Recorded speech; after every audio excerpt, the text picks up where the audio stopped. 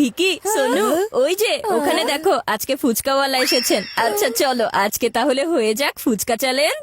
না, তুমি ফুচকা খেতে কিভাবে মানা করতে পারো? মুচমুচে পুরি, টক মিষ্টি চাটনি, গরম গরম ডাবলির পুর, আহা আহা, আমার তো এটা চিন্তা করি মুখে পানি চলে আসছে।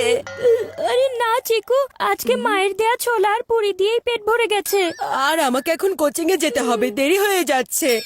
আচ্ছা ঠিক আছে, তাহলেই ফুচকা চ্যালেঞ্জ অন্য কোনো দিন করা যাবে। হ্যাঁ অবশ্যই করব। বাই। আরে চলো চিকু, এবার শুরু হয়ে যাও।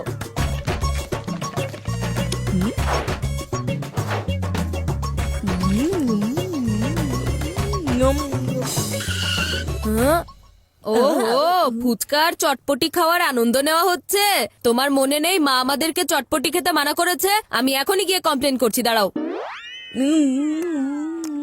আরে যাও ছোট ভাই যাও, আমিও দেখতে চাই মা কিভাবে তোমার কথা বিশ্বাস করে নিবে। এমন এক ছয় মারবো তোমার কমপ্লেন ব্যাক টু প্যাভিলিয়ন হয়ে যাবে।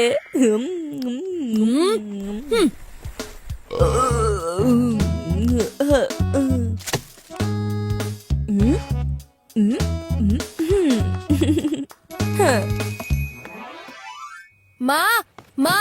হ্যাঁ, ওহো, কি হয়েছে বান্টি? আরে কি হয়নি তাই বলো। মা, তুমি কি জানো আজকে তোমার চিকু কি করেছে? স্কুলের বাইরের ওই ফুচকাওয়ালার কাছ থেকেও চটপটি খাচ্ছিল। এটা হচ্ছে ওই ফুচকাওয়ালা তুমি যেখান থেকে আমাদের খেতে মানা করে দিয়েছো। অ্যাজ অলওয়েজ চিকু তোমার কথা শোনেনি। হ্যাঁ, এবার দেখে নিও মা ওই কিভাবে মিথ্যা কথা বলে। চিকু, তুমি ফুচকা খেয়ে এসেছো, আজকে তোমার কোনো মিথ্যা কথা বলা চলবে না। আমার মিথ্যা কথা বলার কি প্রয়োজন আছে মা? তুমি তো ভালো করেই জানো এ পর্যন্ত যতবার আমি চটপটি খেয়েছি তুমি সেগুলোর দাগ সব সময় আমার কাপড়ের ওপর পেয়েছো। তুমি কি আমার কাপড়ের ওপর কোনো দাগ দেখতে পাচ্ছো?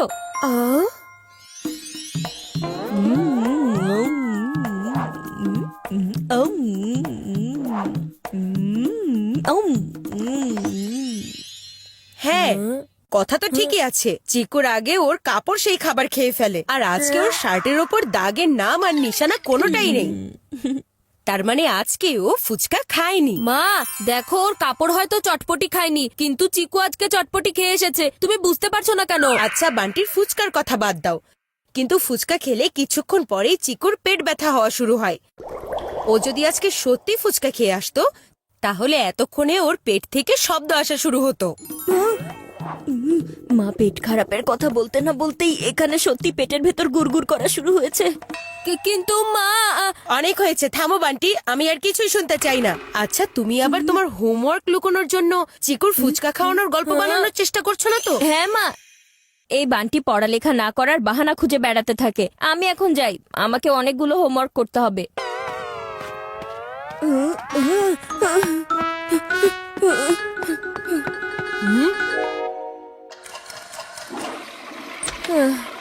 চটপটি আর ফুচকা দেখলে আমি ভুলেই যাই যে এসব আমার পেটে সহ্য হয় না।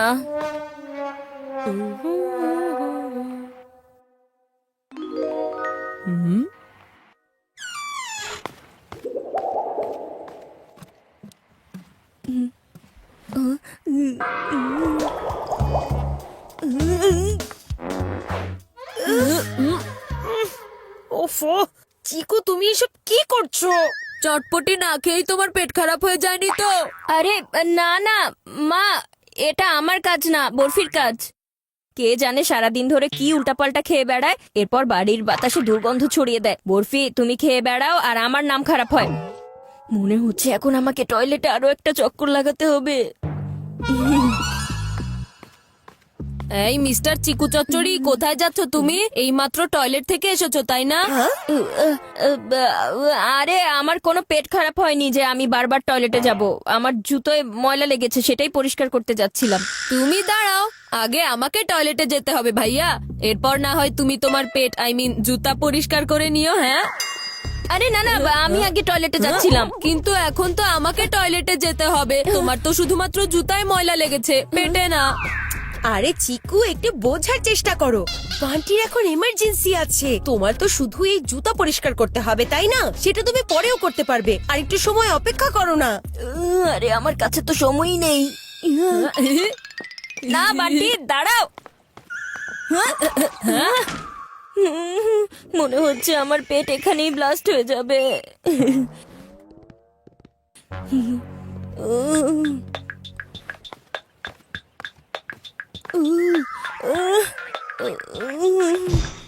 মনে হচ্ছে এখানেই ব্লাস্ট হয়ে যাবে।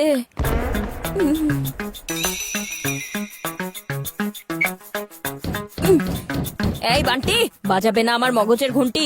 জলদি বাইরে বেরিয়ে আসো। আরে আমি তো এখনো শুরুই করিনি, একটু টাইম লাগবে।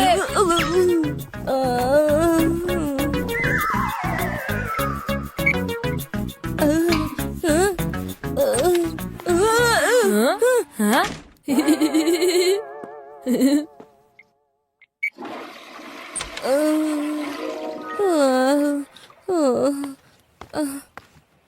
চিকু, আজকে তো তোমার লটারি লেগে গেছে।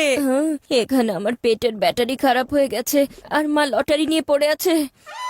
আরে কি এমন হয়েছে মা? আজকে বান্টি তোমার জন্য অনেক বড় একটা স্যাক্রিফাইস করেছে। তোমার সবচাইতে ফেভারিট পিৎজা আর বান্টির সবচাইতে ফেভারিট পাস্তা। হ্যাঁ? কিন্তু আজকে বান্টি শুধু তোমার জন্য অ্যাডজাস্ট করতে রাজি হয়েছে। ও বলেছে আজকে শুধু চিকুর ফেভারিট পিৎজা বানানো হবে। তোমাদের সামনে নিয়ে এসেছি ফ্রেশ পিৎজা। পিৎজা?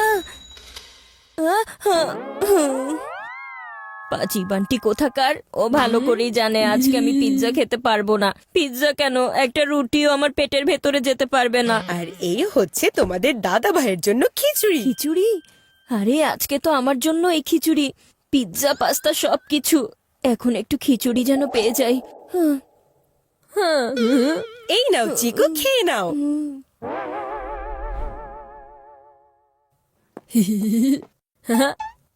দাদা ভাই, আপনার জন্য স্পেশাল খিচুড়ি তৈরি হয়ে গেছে। Thank you Bunty.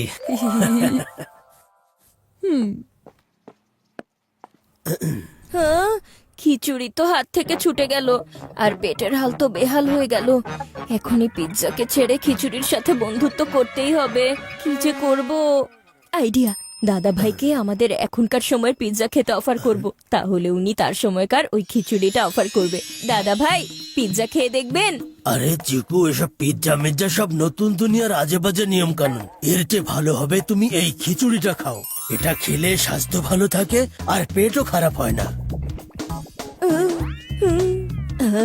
এই স্বপ্নটাকে এখন সত্যি করে ফেলার সময় চলে এসেছে। দাদা ভাই, আপনি কি পিৎজা খেতে চান? এসব পিৎজা মিৎজা এগুলো নতুন দুনিয়ার নিয়ম কানুন। হ্যাঁ, দাদা ভাই এসব একেবারেই পছন্দ করেন না। আসলে উনি তো খিচুড়ির ফ্যান। হ্যাঁ, বান্টি ঠিক কথাই বলেছে। কি দারুণ একটা খিচুড়ি হয়েছে, বাহ। এই পিৎজাটা তুমিই খাও।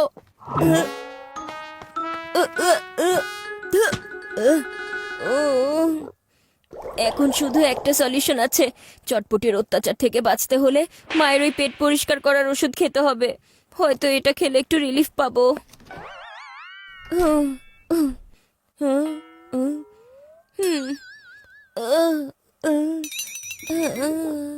আচ্ছা মা, এটাই তো পেট ঠিক করার ওষুধ, তাই না? হ্যাঁ, এটাই তো। কিন্তু কার জন্য লাগবে? পাশের বাসার রাজুর পেট ব্যথা করছে মা, তাই আমি ভাবলাম ওকে এই ওষুধটা দিয়ে আসি। আর এটার ভেতরে লাস্ট ডোজ বাকি আছে, ওই বেচারার জন্য এটা কাজে আসবে, তাই না? রাজুর চেয়ে বেশি আমার ওই ডোজের দরকার। কিন্তু এই বান্টি ইচ্ছে করে এসব করছে।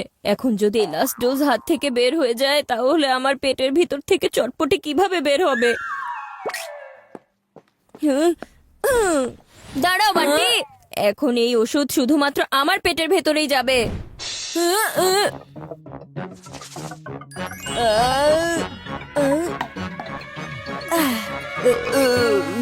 আরে চিকু, তুমি এখানে কি করছো? এখন আরে? আমার পেটের ভেতরে একটু শান্তি পাওয়া যাবে। অনেক বেশি ব্যথা করছিল। মা, তুমি ওর কথা শুনেছো? চিকু, তোমার পেটে কি আসলেই ব্যথা করছিল? মামা, আসলে এমন না, মানে আসলে এর মানে বান্টি ঠিক কথাই বলেছিল। তুমি স্কুলের বাইরে ফুচকা খেয়েছো, তাই না? আসলে হয়েছে কি মা, আমি কি করি করে আর কি হবে? পাখি খেয়েছে চটপটি। এখন থেকে তোমার ক্রিকেট খেলা বন্ধ। এক্সট্রা ক্লাস করাও বন্ধ। আর নতুন ক্রিকেট ব্যাটের ডিমান্ড করলে দেখে নিও। কিন্তু মা, আর একেই বলে চান্স পেলেই ডান্স। এবার যেহেতু চিকুর পেট খারাপ হয়ে আছে, তাই এই পুরো সপ্তাহ সবার জন্য খিচুড়ি রান্না হবে। কি না,